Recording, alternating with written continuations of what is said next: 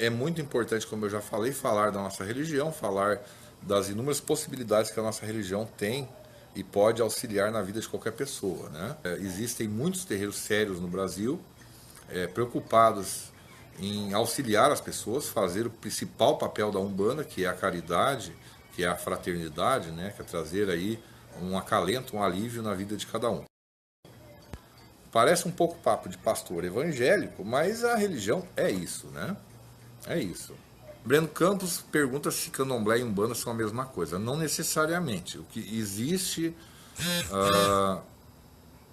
existe uma umbanda chamada Umbanda Molocô. Fica mais ou menos no Rio de Janeiro. Não necessariamente. Mas ali tem o dia do candomblé e tem o dia da umbanda. Umbanda e candomblé não são a mesma coisa, né?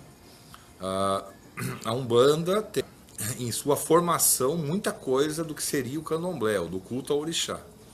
Nomes, práticas, até nomes emprestados, mas não necessariamente seja o candomblé. Candomblé é uma coisa, umbanda é outra. Né? Tem uma umbanda que foi fundada, se não me engano, em 1908. Fundada não, institucionalizada, né? Ou pronunciada, ela não tem nada a ver com candomblé. A Umbanda, ela te contagia, né? Porque é uma religião que liberta, ela não é uma religião que te aprisiona, não deveria aprisionar, pelo menos. As casas que fazem isso estão erradas, né? A Umbanda, ela tem essa ideia, né?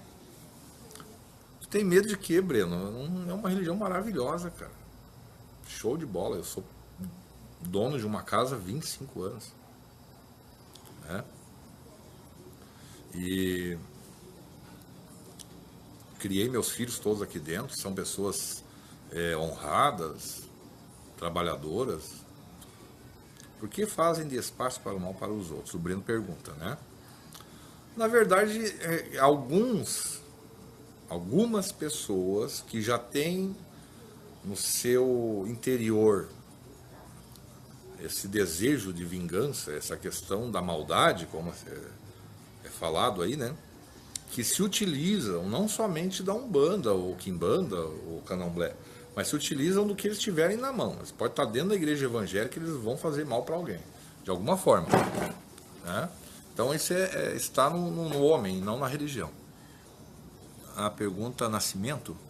Nascimento pergunta o que seria linha de direita e linha de esquerda. Muito boa pergunta.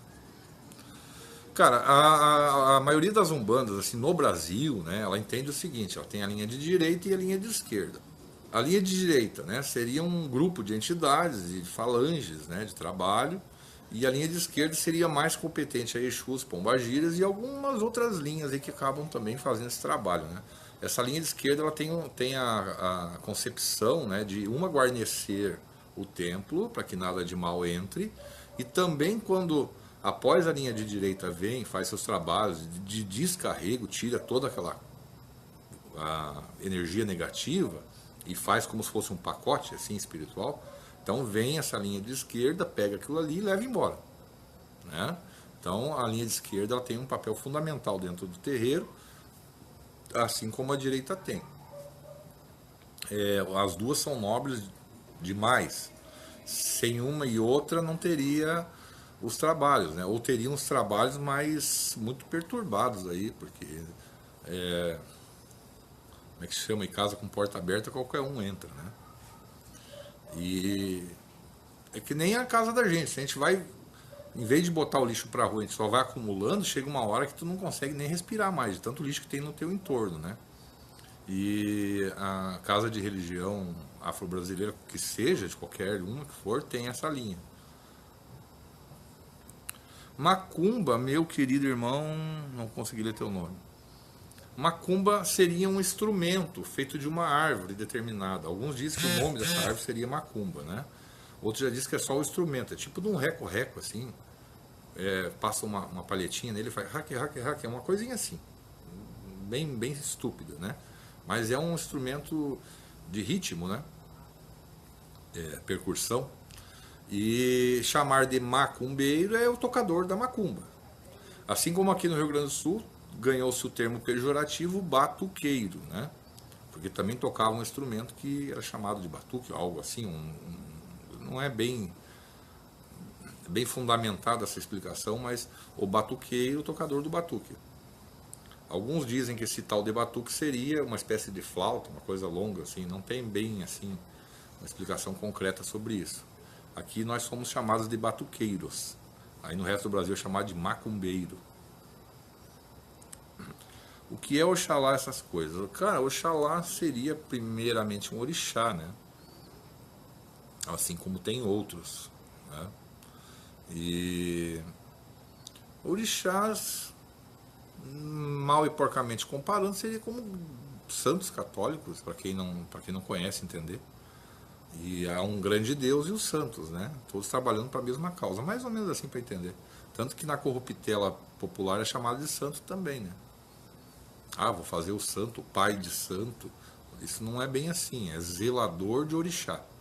Ou zelador do santo, popularmente falando. Mas tem essa conotação, assim, para o leigo entender os orixás como se fossem santos da Igreja Católica, para entender. Mas não são. Foram sincretizados durante muitos anos. Como eu tenho atrás de mim um São Jorge, que nessa comparação, por ter muitas coisas semelhantes, foi sincretizado com Ogum. Ogum é um orixá, que na África era tido como orixá da guerra, né?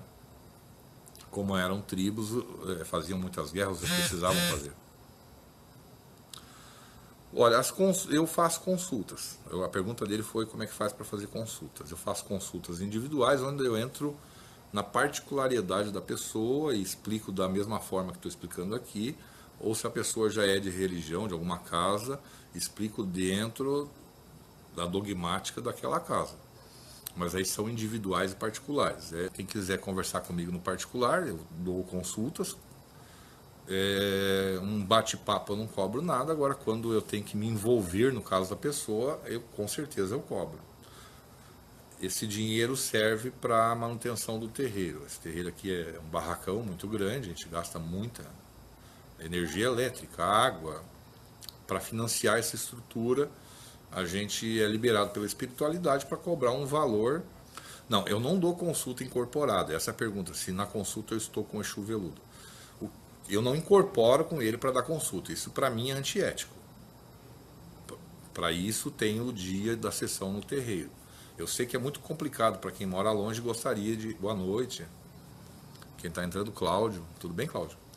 Eu sei que quem está longe gostaria, né, de falar com a entidade, ver os vídeos aqui no meu terreiro, que é filmado, né, a sessão, ver meu Exu girando de montão, assim, acha, eu queria falar com esse cara.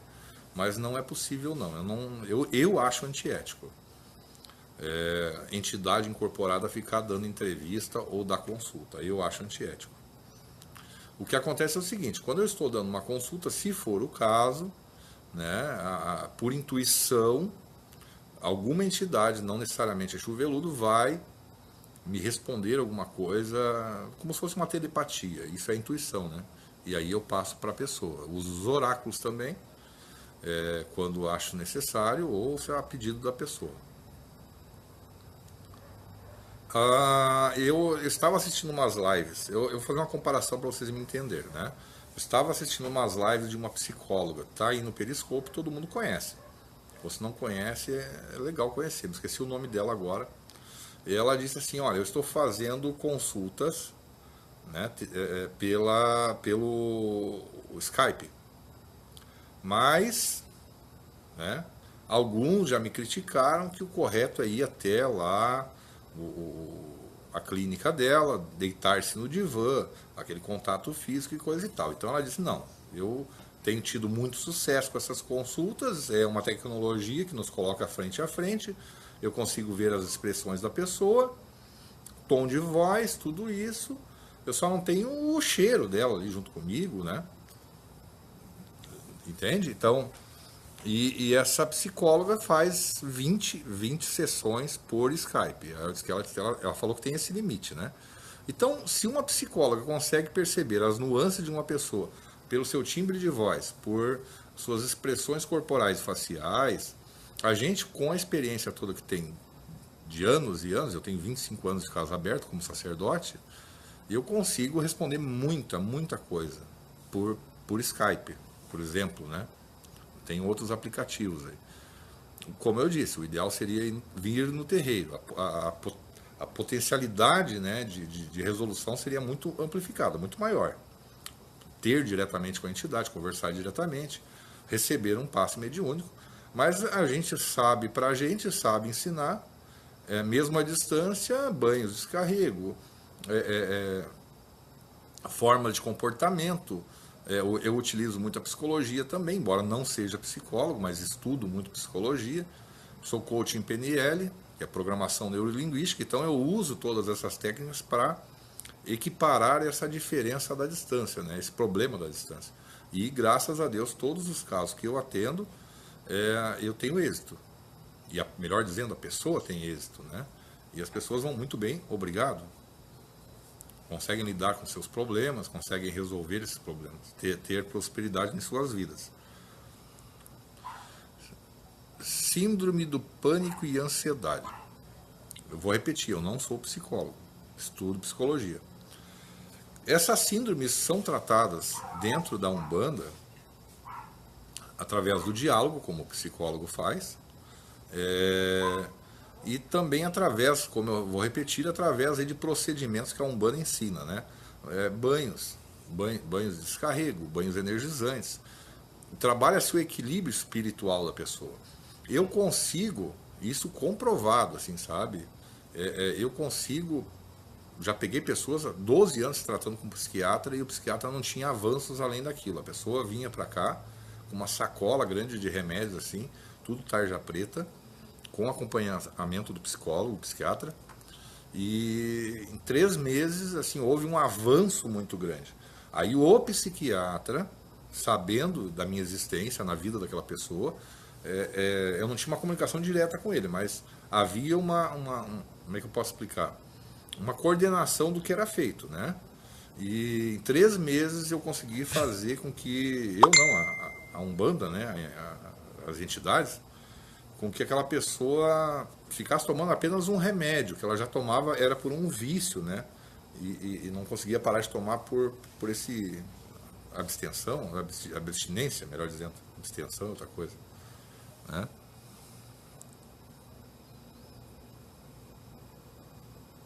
Exatamente. Então, meu irmão, é muito bom esses depoimentos aí de vida, né? A espiritualidade, ela não vem querendo ser Jesus Cristo, né? Ela vem querendo ensinar o que Jesus Cristo deixou, né? Como ensinamento. Não que necessariamente a nossa bandeira seja o próprio, né? Exatamente. O psiquiatra ensina a retirar aos poucos. É como a gente também, né? Eu sei que o remédio é fundamental. Hoje eu preciso tomar remédio para pressão arterial. Sem ele, eu tenho um treco, eu sei disso. Sou fumante, quer dizer, a lei da ação e reação, é um monte de coisa aí, né? O organismo da gente vai ficando realmente descontrolado, precisa dos remédios, mas o remédio excessivo, ele pode ser viciante, a pessoa na verdade já está curada, ela tem problemas existenciais e o remédio acaba funcionando como uma âncora, não como um curativo, um curador, né? Nesse sentido. Ação e reação. Muito bom. Eu estou adorando aí teus papos aí, amigo. Eu não consigo ler teu nome. Dado. Se puder escrever Dado Alcino, se não me engano. Eu tenho que usar óculos, cara. Então, é assim, a Umbanda tem. Pena que fica ruim de eu virar todo aqui, mas o nosso mais alto, assim, a imagem mais alta é de Jesus Cristo. Que dentro do sincretismo seria o equivalente, né? Assim, dentro da Umbanda, equivalente ao Oxalá. Nós compreendemos muito bem o que é Jesus Cristo, o que é seus ensinamentos, o que é de bom que foi pregado por ele. Não precisamos concordar com a Bíblia inteira, eu não concordo com a Bíblia inteira, eu concordo com algumas coisas da Bíblia, mas não uso a Bíblia como livro de cabeceira da minha religião, não posso, né? Deixo para quem a prega, né? A gente não pode também se meter onde não é chamado. Temos dogmas, leis universais que são aplicadas e ensinadas aos nossos adeptos. Essas leis universais, uma é essa ação e reação, né? Lei da afinidade, causa e efeito, outras tantas leis universais.